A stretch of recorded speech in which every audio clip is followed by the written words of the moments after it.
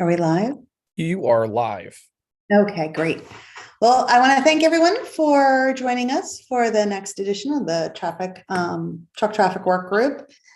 Real quick for the record, David Glenn, are you in attendance? Yes. Captain Joe Alton, are you in attendance?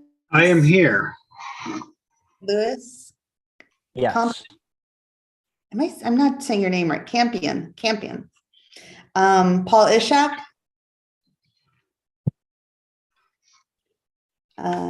EJ Milzer? Nope. And myself. Okay.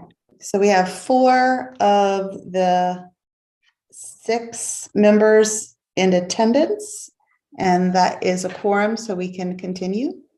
Real quick, just to go over the minutes. What I've done, not the minutes, the agenda.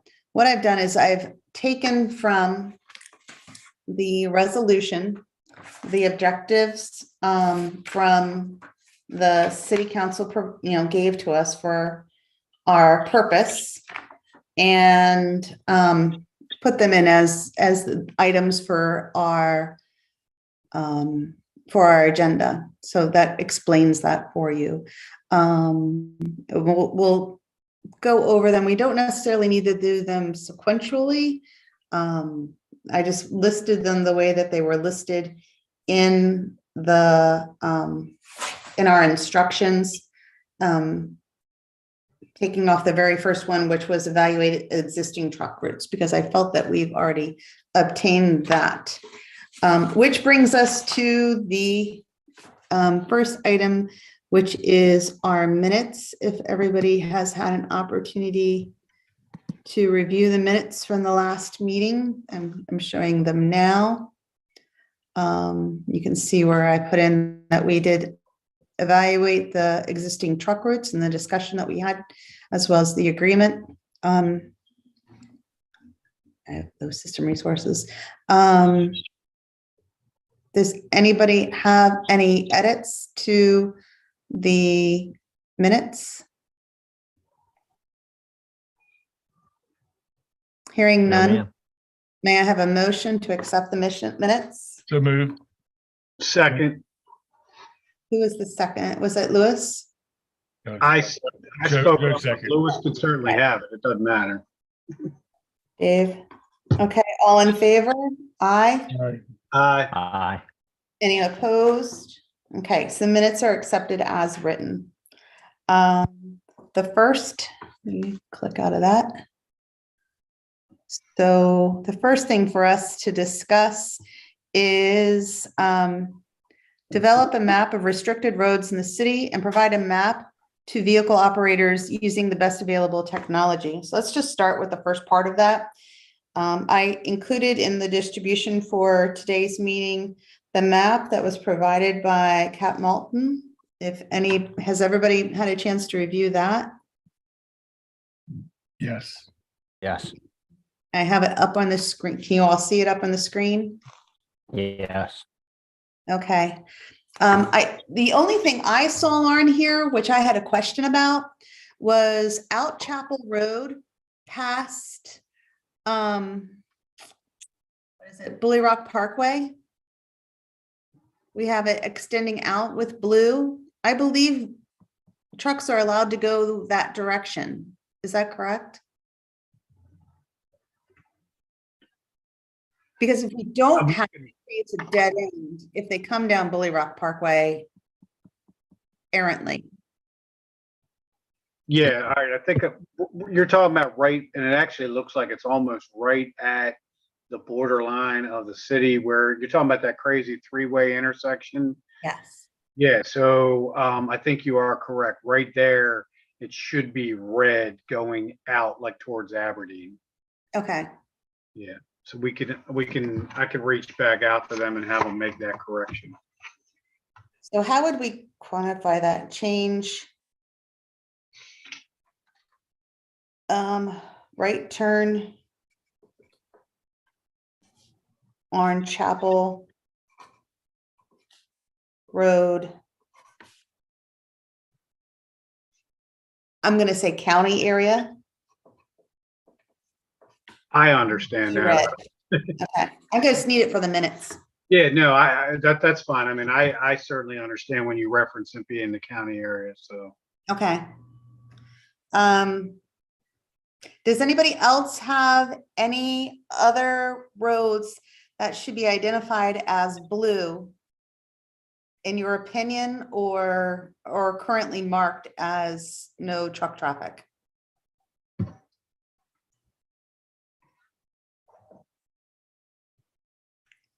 None? Okay, so with I'll that, ask I'm sorry, Go ahead. I apologize. Louis. I'll ask a question. So, and I apologize, I don't know all of, your local roads, but on the left-hand corner of the map, you have the major thoroughfare. See right where it has the 470 foot Yeah, designation, and then you have the curvy red route that ties into, the blue route that runs east-west. yeah. So I'm just asking about that one and what type of activity is along the red route. Because is it something where they're going to be able to turn around? Is that an industrial area in that particular segment of Havre de Grace such that they would access that red route because there are a lot of potentially distribution areas there? I'm just confused because and it ties into the blue route, which is a restricted route. So I wasn't Right. fully clear So on that area. where we were saying to change the blue to red Oh, is the left side of I'm sorry, is the left the side left of side of the Yeah. blue line there? Okay, Basically- thank you. That makes much more sense. I apologize. Where, Thank yeah, you. where it comes down to that little point right on the boundary line, Yep, that's Great. Chapel Road, and that's what the councilwoman was referring to. That goes basically out of the city, but nonetheless, that's a truck accessible route. That should be red Yep. going out. Now, okay. in Thank you general- for that. currently on Bully Rock Parkway, there is currently nothing on Bully Rock Parkway that would require truck traffic aside from potentially the farms. I mean, Well, I mean, other than the complex itself, but they have actually built their own actual truck entrance, obviously for the construction. So although I Bully would, Rock. right, so where it's blue, I would say I would not get into, because you're talking about changing it red for like 100 feet, for lack of better words, just to get to that private truck entrance for the construction into the community. I think it's fine, other than like the point that you made, the Chapel Road side going out should be red. But in general, that Bully Rock Parkway, where he was just talking about the curve. Oh, coming down, yeah, so coming down past. There's like- nothing on Bully Rock Parkway that a truck would really be using it for anyway, really, other than to get around 95. No, but that is the route that the trucks use to get Right. into the construction. So honestly, I think that's the main reason why it's always been a truck route, because the construction up there has been going on for better than 20 years. And so they needed obviously a way to get in and out. Right, and we will have additional construction in the land to the right of Bully Rock Parkway in the next at least 5 to 10 years. Right. And they're obvious, and I imagine they'll do the same thing though, where, when you come down just before the roundabout now, there's a truck entrance that the community built to get in and out of. I imagine no different than any other construction site, they'll build, whatever temporary entrances just to get the trucks in and out. Any other questions, Louis? No, ma'am, that makes perfect sense. Thank you. Now, Louis, down below, you'll see the road that comes in from the left to the right on a diagonal. That is, that's Revolution. And you see the little, it looks like a backwards facing E, which is blue. Yes, absolutely. Where you have down, yes, absolutely. the story there is the residents found that trucks would miss the turn to go into our industrial area, and they would turn around in their neighborhood. So- Okay, and I also see, is that a field designation of some sort, right, to the, just to the sort of bottom right of that? Say Yes. Todd, yep. No, fair enough. I think that makes perfect sense to not do that and force them that if you do miss it, right, then your choice would be to just continue on around and then wrap around over by suburban and found, where you can make a turnaround, basically making a left, and then come back down back the way you came to get, yep. The streets are narrow in that little neighborhood, so that was because of the problem. Trucks were making the right-hand turn and going in, and then having a hard time navigating to get out. Sure. Okay, so with the amendment to the map, can I have a motion to accept the map as designed with the edit? So moved. Second, Okay, all in favor? Aye. Aye. Aye. I, Okay, so we got to the first part of it. The next part of that requirement is to discuss how to provide this map most efficiently to vehicle operators to communicate to them of what the truck routes are and what the non-allowed areas are. Obviously, signage is something else. We're going to take that as another piece that we'll discuss later tonight. But let's discuss ways that how can we get this information to the truck drivers who regularly come, or those who accidentally come into our neighborhoods. Lewis? So I think one of the things we talked about at the last meeting, right, was really working with your Chamber of Commerce and local businesses that do get truck deliveries. We're happy to push information out to our members, but the thing is that unless they're actually delivering in Havre de Grace, it's difficult to get their attention on things like this. Whereas, that businesses in certain sectors are receiving truck deliveries, and if there's a way to provide it, not necessarily even a copy of the map, but just if you post this online and then just give them the link to it that just indicates that Havre de Grace has a new truck map, to see the preferred routes of travel, go to, and if there's a way to disperse that through local businesses as they are getting truck deliveries. Certainly we're happy to post that information, but again, most of our companies are probably not making a delivery in Havre de Grace, and so we want to make sure that we're focusing in very much on ones that are. What technologies do most companies who, I'll even know, it's not just delivery, trucking industry, what Sort of routing systems do they use and things of that sort? Yeah, is it mainly So Waze? Is there an industry specific one? No, the answer is certainly different based on the type of company, right? So you have a lot of independent drivers in the trucking industry, right? One guy who runs his own truck that he owns, and those individuals are more likely to use something like Google Maps or Waze, for example, as a tool.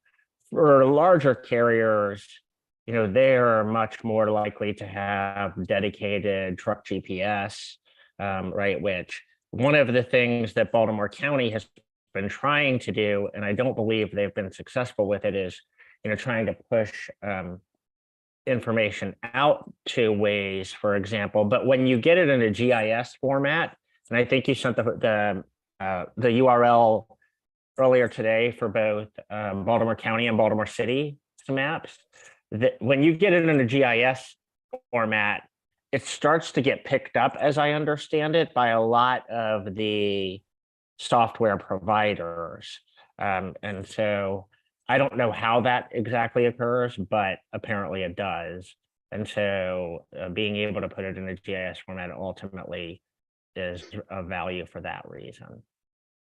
Okay. Adam, can we put that as a task for you? Yeah, I'll reach out to the planning department tomorrow and try to convey that message or relay that message through them, because we do have a GIS person on our staff now. Okay, so like come back and tell us how it works and if there's anything in addition that we need to do or Okay. recommend that the city does in our report in order to make sure that it gets on that. or Okay. in the- And I believe Baltimore Internet. County addressed that in their report, so I'll use that for inspiration. Okay, Casey, one other thing that we might want to consider too, as we finalize this map, is to make sure that we effectively annotate what the roads are. Like, if you look at this map here, you see the street going down the middle, it's Pennington, but unless you live here, you wouldn't know that.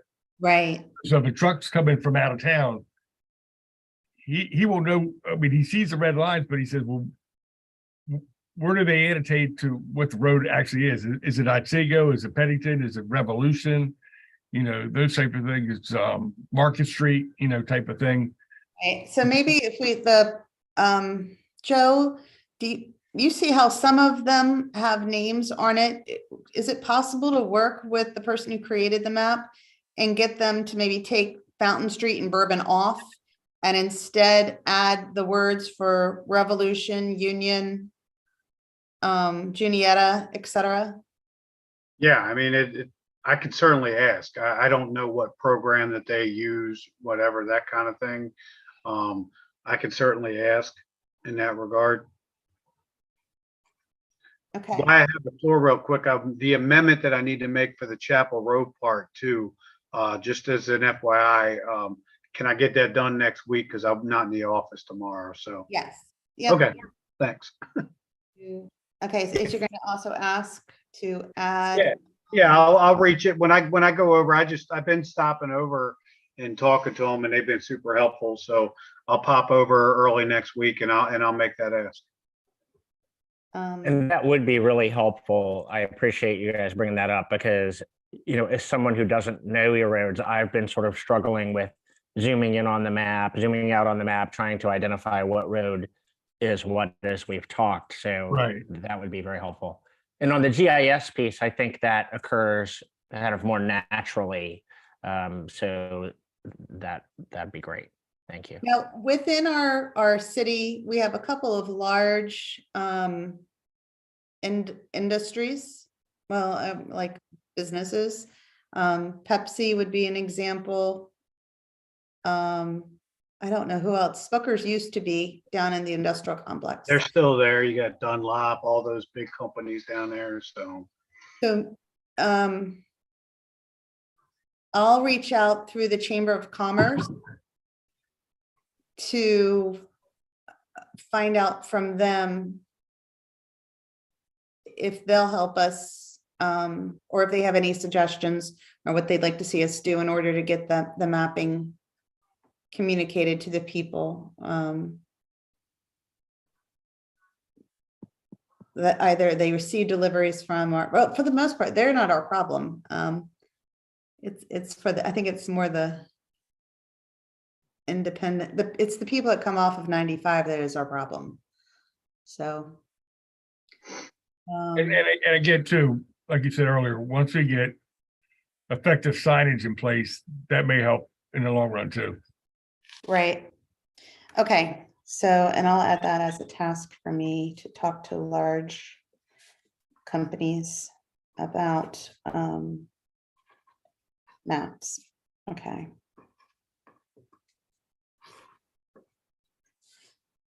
Okay, so any more discussion in regards to the map or our requirement? So we've accomplished A and B. A was evaluate the existing truck routes. B is develop a map and provide the map to vehicle operators using the best available technology.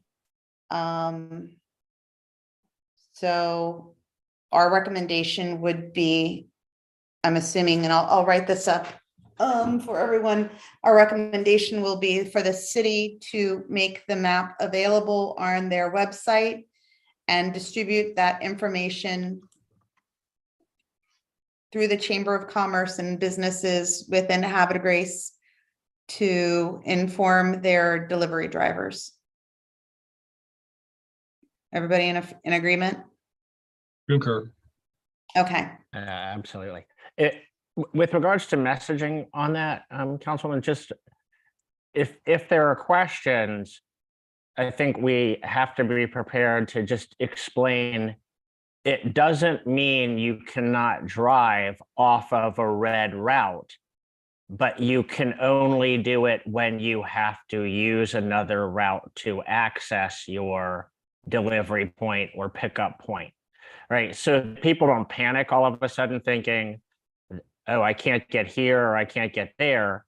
You can, but you've got to stay on a red route until you get to the nearest intersection where you have to deviate from that. Okay, And how about I this? don't know how many of those though. I'll take it as a task for our next meeting to write the message, and then we can all review it. Yeah, I think that's a great idea. We can Okay, work I'll on take that as together. Yeah. So I'd like to skip C, which is identify areas for vehicle height monitoring, and talk, because I think it's more effective for our time to talk about evaluate existing signage and identify locations where signage could be improved. I think we all, based off of the of what from our last meeting, can say that our current signage is all over the place. And we've all pretty much agreed that we need to come to one set of signs, and they should be placed effectively. And I guess that's where the larger question is. So how should we recommend, or what next steps should we take to identify where these signs should be located for our recommendations to the city? I'll jump in, and I think the best attack or approach, honestly, is we start getting a count first, quite honestly, how many signs, and then as we're going along, we can then label said location. So for instance, Juniata and Erie. We all know that Juniata and Erie should be posted, or at least Erie for that matter. So we should have a minimum of 2 signs, and I'm just showing as a hypothetical number right now, but nonetheless, 2 on Erie, at least 1 on Juniata, whatever. And then the same thing, for like the 800 block of Ontario going right down, because those, and again, so we would need no less than 2 at the entrance of Ontario where you come off of 40, as well as 1 out on 40, and then, and so on. So I guess my answer to your question is, I think the best way to go about doing it is identifying the locations and then jotting down a count, whether, we just start a spreadsheet or something along those lines, and we just say X street, X location, X number of signs. Okay. So how about if we take your next version of this map and maybe use that and put like pinpoint dots of where the signs about would be, and from that create the spreadsheet. Does that make sense? I mean, I think it's possible. Again, I'll use the term, this is borrowed technology, because I clearly didn't do this. So I can only go make the ask and see if that's something that they can do. Well, I would just print it. If we just print it out and we can Yeah, at the end of the day, we can, but I think that goes back to that. Yeah, I agree with you that's what we would do, is we'd write Erie Street, 2 signs, Ontario, 2 signs, so on and so on kind of deal. And I think that strategy makes a lot of sense. The one thing also that we'll want to think about is areas where we may want to put signs on truck routes where they intersect with your restricted routes, right? Because you want to notify them, again, not knowing all of your streets, but so Bully Rock, for example, right? We know that you're going to be allowed to go, I guess, what's eastbound when the route is turned red, but that they can't go, I'm sorry, that would be westbound, excuse me, but then they can't go eastbound. So, you're going to want to put that notification on the red portion of the route before they get to the blue portion of the route, so that they know which way they, are allowed to go. And then I think also, farther down as well along the route, in case they missed it. But yeah, so I think we need to just make sure we think about it, not just about on the blue routes, but also on the intersecting red routes as a pre-notification to them. And Louis, that's a so- good point. The thing is like you want to, I guess we need to try to identify where the potential problem areas are. Like, for instance, a good point would be as you come down Revolution Street and you hit Lewis Lane, we want to keep trucks off of Lewis Lane, and I've heard from residents that trucks use that from time to time. Yep. So putting it on Lewis Lane is okay, but you want to put it actually on there earlier, right? Right. So that they never get on Lewis Lane. Right. You want to put it Yeah. on Revolution Street, and you also want to put it out on Route 40 Right. as they approach Lewis Lane, and say, and again, Brings up a point that, Route 40 and quite frankly, Revolution are both state roads. right. So how do we work with, and this is probably more in EJ's realm, how do we work with them to get those signs? I don't know, Adam, Those, experience. sorry, What's go ahead, that? Adam. Adam, Are you talking about posting municipal signs on state highway? well, posting, I don't know, would they be considered municipal signs? I think the signs that are currently on Route 40 are state highway signs. Okay. Yeah, if the municipality wants to put up a sign on a state road, we need proper approval. I think is what Casey's saying. So how do we go about getting that? Coordinate that with, I think we would work that through EJ's office. And I would hope that wouldn't be a problem, but we'll have to see. okay, And the other thing too is, as we talk about signage, is to make sure that we not only have signage, but we have the right signage, and designate what type of trucks, because right now I think some of the designations. So CP, real fast, just to jump in, we talked about that last meeting, and I believe we all agreed that they would read no trucks over 5 ton. It would be 5T GVWR. Right, and I saw that in the minutes, absolutely, and just throwing it up there as a Right. follow and to up. have those signs consistent throughout the whole city. Right, Gotcha. We're not, not the hodgepodge of signs that we had currently have. right, good point. Yeah, I actually, I still like that signage. I was traveling over the Bay Bridge about a week or two ago, and I was really observant of their signs that restrict trucks from certain lanes. And that is the language they used, but they actually also incorporated a GVW. They put GVW-GVWR. So I don't know if that's an existing sign that is already out there. But that is what they did. No trucks over 5 ton, GVW-GVWR, which pretty much could not be confusing to any truck driver whatsoever. That you're covered. You're covered if you're anything in that range. So I don't know if we might want to consider adding that just based on what they were using all It over was the Bay Bridge. GVW-GVWR. Correct. Okay. Yeah. Okay, so,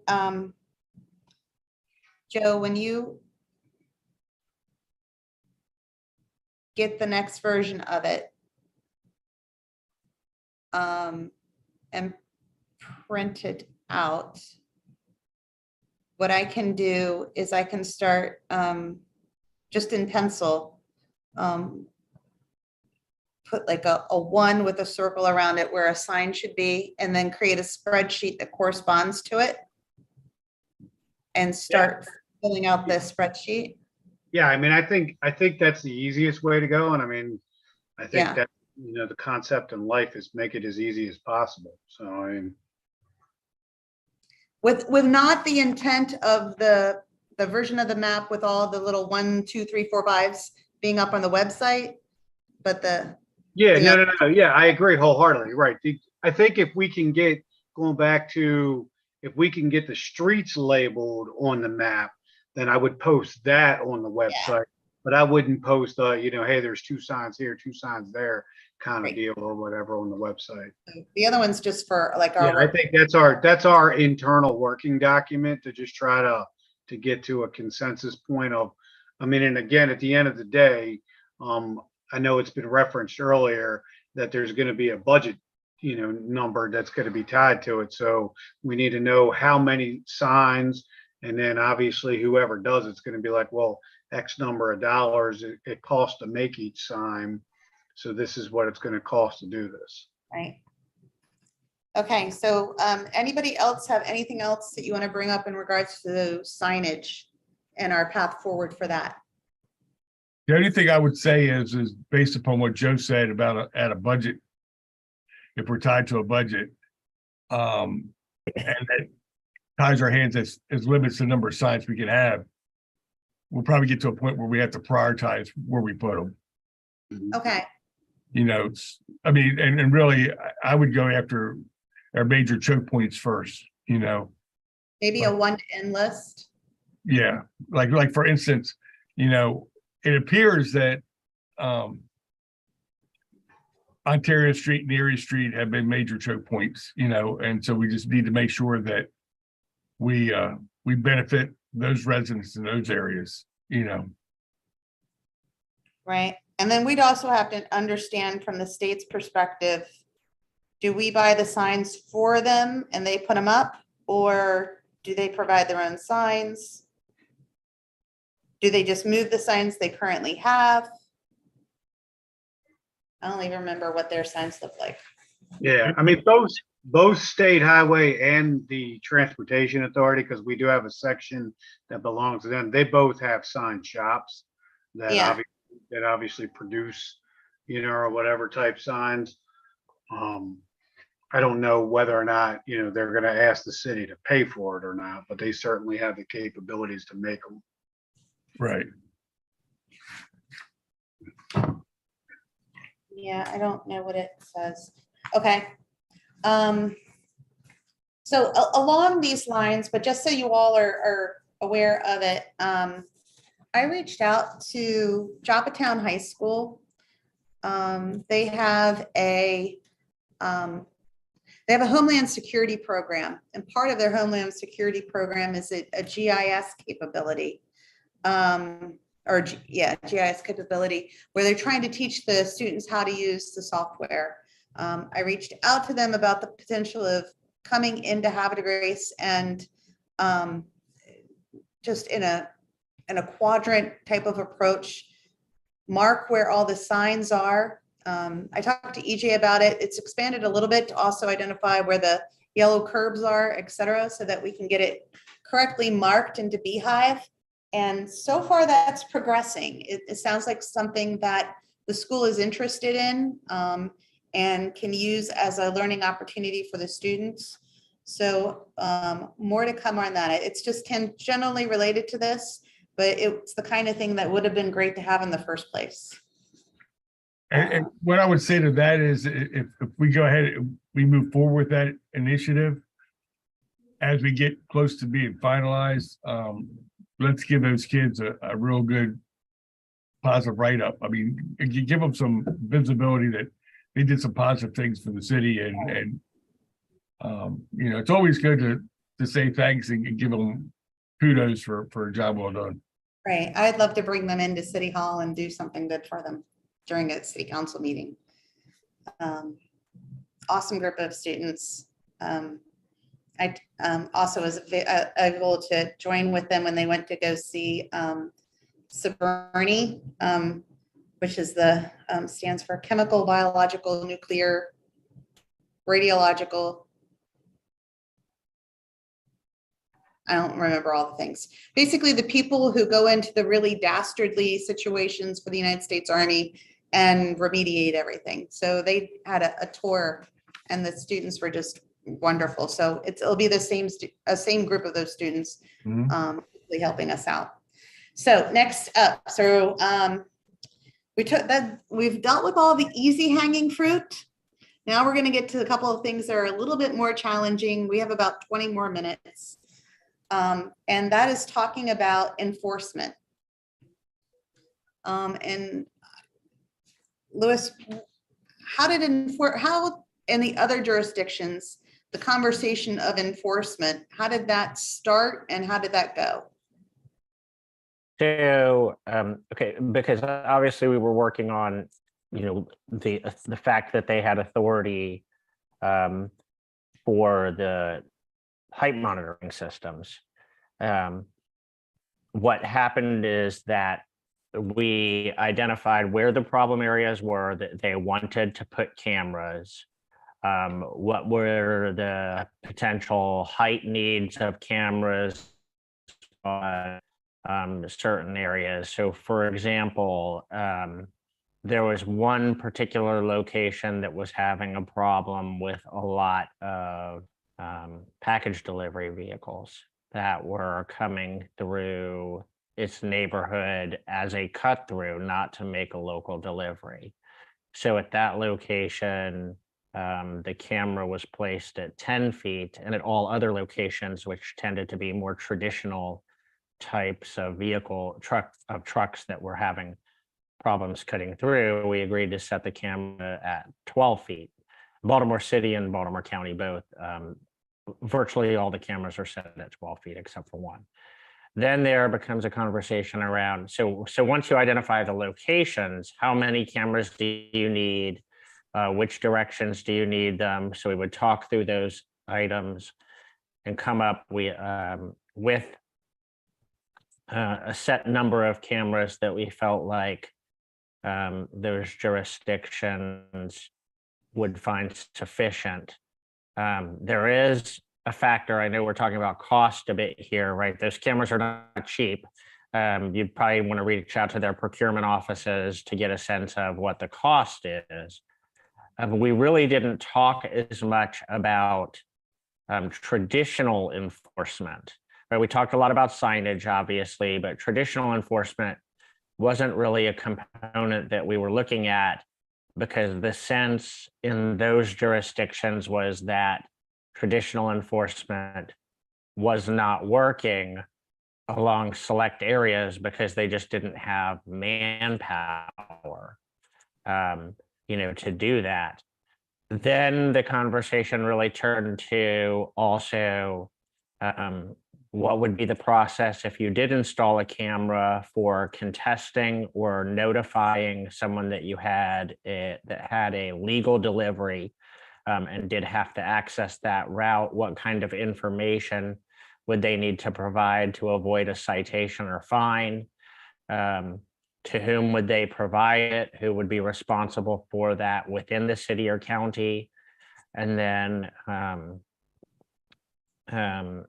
what vehicles should be exempted? Because there's a lot of fear in my industry around electronic enforcement because they aren't always illegal.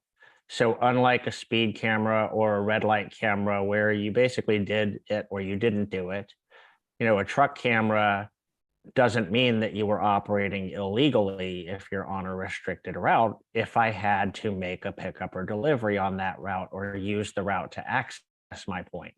So there has to be a mechanism of abatement.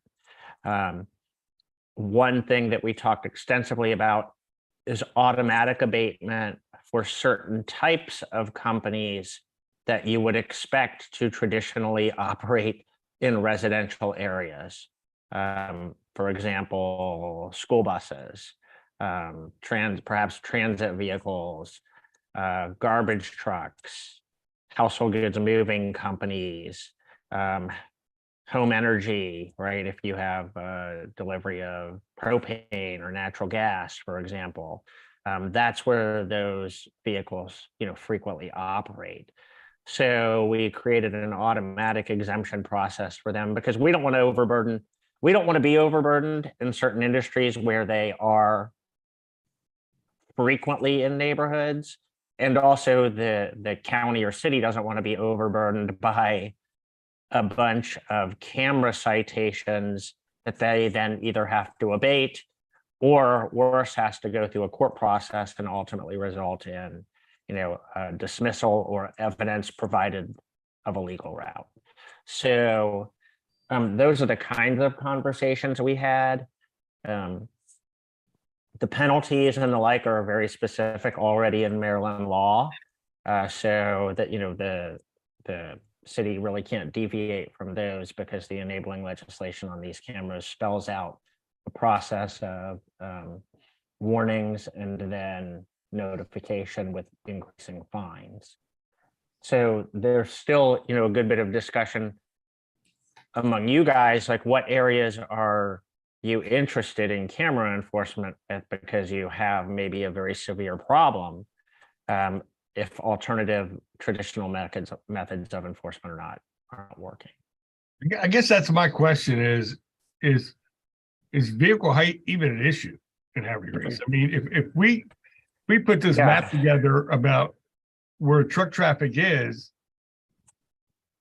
would that be effective enough to solve most, if not all, problems, and would there even be a need for any monitoring system for vehicle height? Because is there an issue? I've never heard an issue for vehicle height in heavy race. Yeah, so that's a great, I'm sorry, go ahead, Captain. No, I just was going to, that's kind of like the point that I was just waiting. This goes back to, I guess, the original, when we had our very first meeting, just from the police department's perspective, I can tell you that there's no data whatsoever that would support that there is and I'll use the word since you mentioned it, Lewis, any kind of severe problem. Do we have some streets that I think absolutely need some sort of improvement, which i.e. I know we all talked about Erie, Ontario, those kinds of things. And I think when we get to the prioritization of it, so my personal recommendation again would be that we kind of like do the crawl, walk, run, and we make these improvements, we make these suggestions through signage and certainly get proper signage postage and evaluate from there. And I can give you I could go down the road, but my experience with any kind of camera oriented systems, everything from speed cameras to what you're talking about, it is astronomical as far as budgetary issues. And so I guess my point is, I think we really need to separate that out. And if anything, table that for a way down the road consideration, but evaluate first to see what problems we actually do have exist and attack those problems. And again, I think that's what we were doing with the signage, the mapping, and that kind of thing.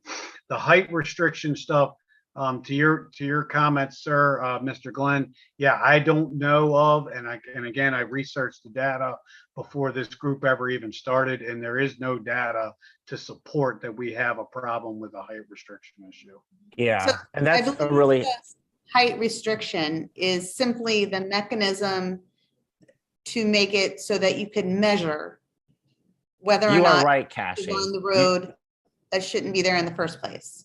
Yeah, you're absolutely right about that, Cassie, and that's a really important distinction that I think gets lost because of what the jurisdictions are calling this, right? Like in Baltimore County, we did the webinar last week and it didn't go as well as I would have hoped with them in terms of preparation because they kept calling it about, vehicle height restrictions. What happened is that, how do you identify that a truck is on a roadway without having to do, weights and the like there? And so really the height piece, what happened, for example, is Baltimore County, the roads where trucks are operating illegally. They now imposed signage that says no trucks over 12 feet, whatever that might be on that particular road, so that it's clear from an enforcement standpoint that you're violating a height rule, not just a weight rule.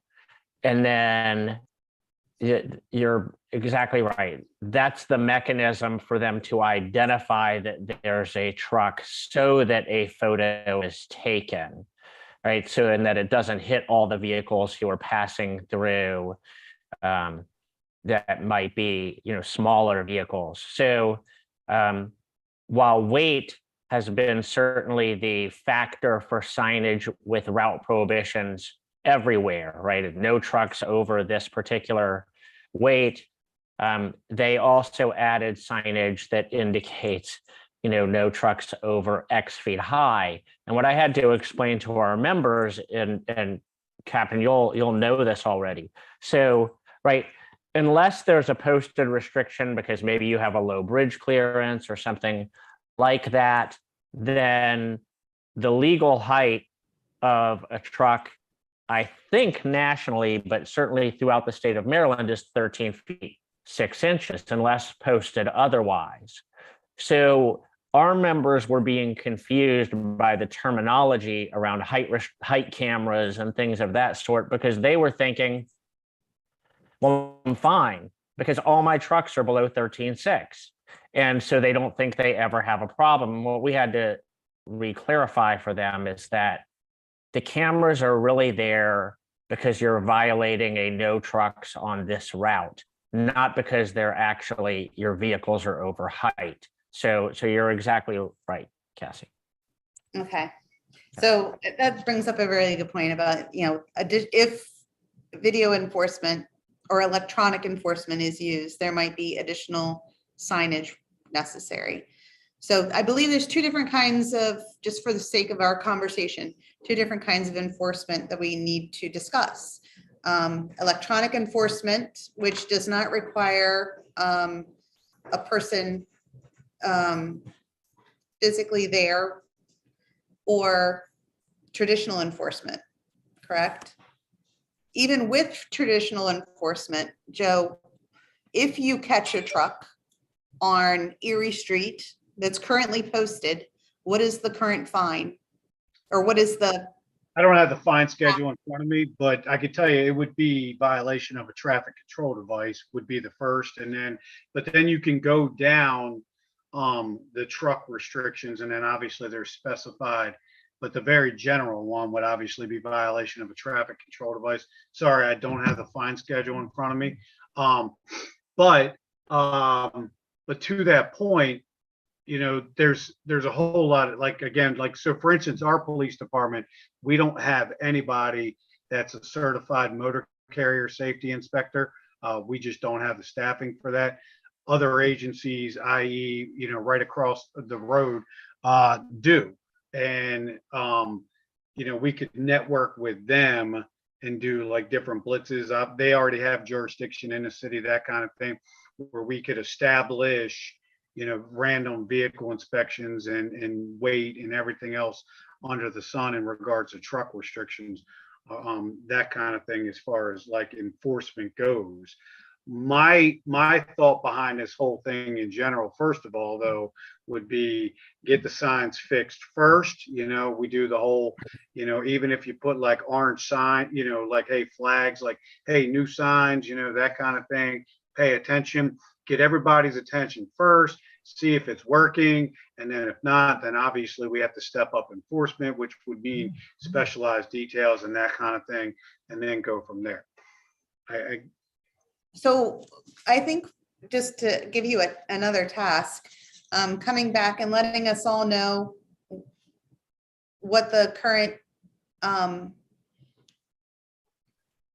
the actual fines and charges that would be are and the cost to those infractions. I'm sorry, I started talking at the same time. Are you looking for the fines, the charges that are applicable for that violation? Yeah. That's not a problem. I got to look in the fine schedule. Sorry.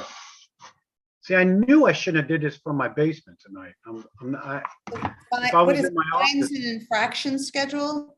it's fines. Yeah, it's fine. We have a fine payable schedule. Is that this municipal fine schedule? No. So No. this would be, and that's the thing is, so something like this, we would end up issuing a state citation Okay. and, or whatever. And so it's under motor vehicle law, section, 21, whatever. I don't know what violation of a traffic control device is off the top of my head. It's been a while since I wrote a ticket. All right. But nonetheless, but yeah, there's an applicable fine that goes with it and so forth. Yeah. Okay, so I think we need to discuss that. And so that would be a state fine. Correct. And Are there any municipal fines that can be added on top of that? There's a municipal fine schedule. yeah, there's an ordinance, and so I could certainly look in regards to violating, a specified route, that kind of thing. Again, we could issue, a municipal citation for it. I can tell you, it would not be standard practice. I mean, you're talking about like a traffic stop type oriented situation where we would be pulling the individual over, and standard practice, if they were, obviously stopped or whatever for violating such a device, it would most likely be issued a regular state citation for the traffic infraction. Okay. So, I'm just like seeing in my head, I mean, I get the phone calls from the people who live on Erie. Whenever there's an accident, either on 95 or on Route 40, saying out in front of my house right now are 3 tractor trailers and the police won't come.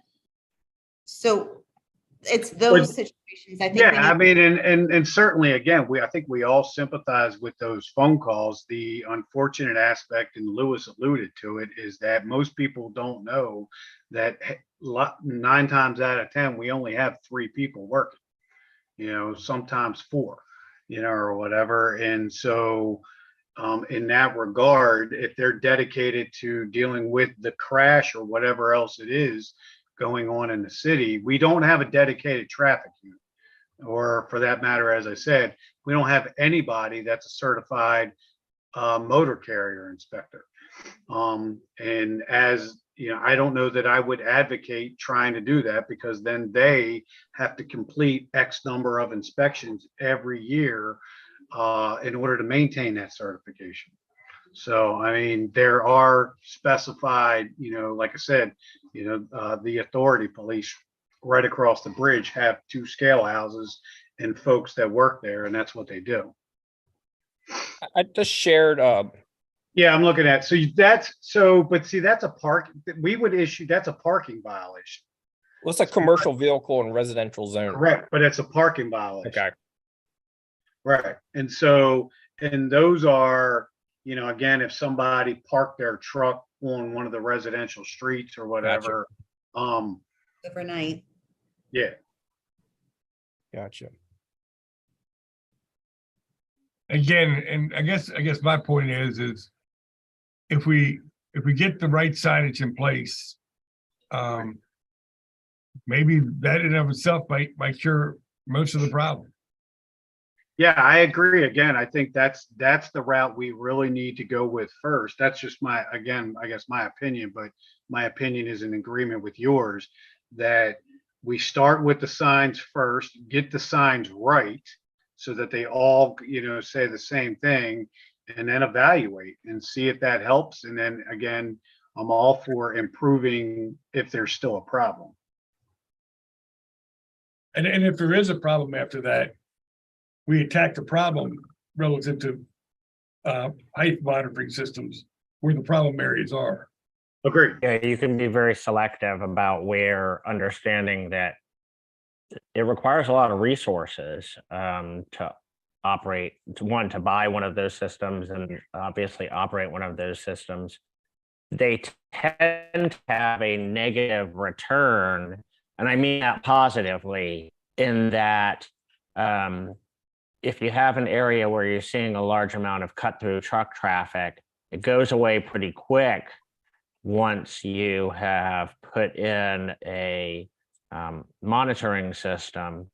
And so then you're not getting the fines associated with it either. So you have made it makes the problem go away, but understand that it probably won't pay for itself in the same way that maybe other types of electronic enforcement mechanisms might be prone to do that. Now, Louis, do you know if there are companies within the state of Maryland that have these systems, sort of like the same way that they do for, speed monitoring and I don't know if they're Maryland companies, out for but yeah, Baltimore County, it'd be pretty easy for me to find out from the county and the city. I think they used the same provider. So yeah, I That can would even be- find out how Is it- much, like what was the cost? I mean, the county just procured theirs in the last probably 6 months. So it'd be relatively recent data. Just so you guys have an idea, even, I mean, I love the approach that's being already discussed, right? We always like the idea of putting up signage and notifying, and hopefully drivers want to be on the proper routes and we don't have to go down a path like this. But that way you at least have some understanding But of I think what it might there's- take. there's an expectation from the community that at the very least, traditional enforcement being discussed and having an agreed approach for traditional enforcement as well to be included in our report. And I think that's reasonable. Absolutely, absolutely. Okay, so we are at the end of our hour. I just want to quickly go over a couple of tasks just to make sure I have them captured correctly. Joe, you're going to edit the map. You're going to ask to add street names for the at least the red, I would assume, and take off the non-aligned streets.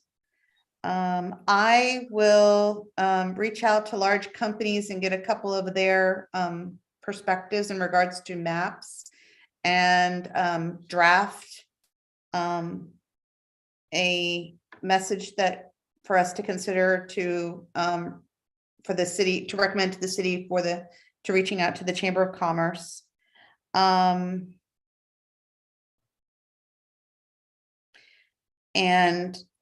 Adam, you were going to find out how the GIS software would get picked up by software providers. Yep. And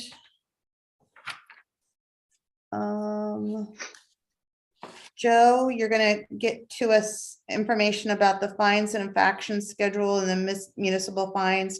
Basically, if somebody was stopped going on a road that they're not supposed to be on, what all of the potentials that could be used without getting somebody who's certified, however you would need to. Yeah, I mean, yeah, a regular, yeah, Police officer would be able to do. yeah, a regular patrol officer can enforce violation of the signs. And Louis, you're going to get information on systems cost and availability for height monitoring systems. Yes, ma'am. You want me to talk with EJ about coordinating efforts on state highway? Yes. Okay. I can talk to him about that in the morning. I'm going to put that down as a task here. I'm going to put your name on it with EJ. Okay. Okay, cool. I'll draft up the minutes to this meeting. I thank you all very much. I hope you find this exercise to be purposeful and we are doing things that are going to help people within our community, I think, in the long run, and make it easier for people who drive trucks within our city to get around without getting stuck and, taking out a light pole. And I'm going to pause for a moment to see if anybody has any comments that you'd like to make. Anyone? Very informative. Fabulous. Okay, with that, can I have a motion to adjourn? So moved. Motion. Okay. Dave and Joe, everybody in favor, say aye. Aye. Aye. Awesome. Well, thank you all for another fabulous meeting. Thank you, Adam, for everything that you do, putting this all together. No problem. And look forward, oh, timeout. We need a date for our next meeting.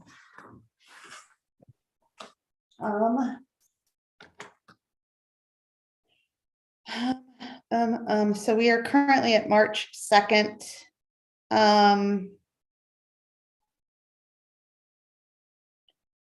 Do you want to say, Dave, when does the fire department I want to get it so Paul can come. He's at a fire department meeting. When do they usually, do you know when they have their meetings? Well, their fire department meetings normally are on Mondays, but they might be doing a special meeting tonight. I don't know. Okay. I mean, Thursdays were good for me. I mean, Yeah. but you might want to follow back with Paul. Either- Make sure it's not a conflict with Paul. Do you want to meet again in 2 weeks? Or do you want to push it back and do it like on the 30th? Does that give everybody time? We have, oh, by the way, city council agreed to push this out until September. So we have a lot more time. Okay. I think if Joe, if you in the next week can get the map, then that'll give me 2 weeks. If we do it on the 30th, it'll give me 2 weeks to start that spreadsheet and drive around and figure it all out. I'm good with the 30th as far as I am, but Okay. Yeah, so am I. I can do the evening. of What the time? 30th. What time, Casey? Same time, 6:30? Same time, 6:30? Okay. Okay. And Adam, if you can make it, we want to keep it as a Zoom. Everybody good with that?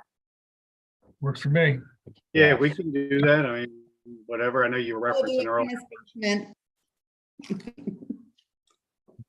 Fabulous. Okay, well, that's it. I really appreciate you guys. Thank you very much. Thank you.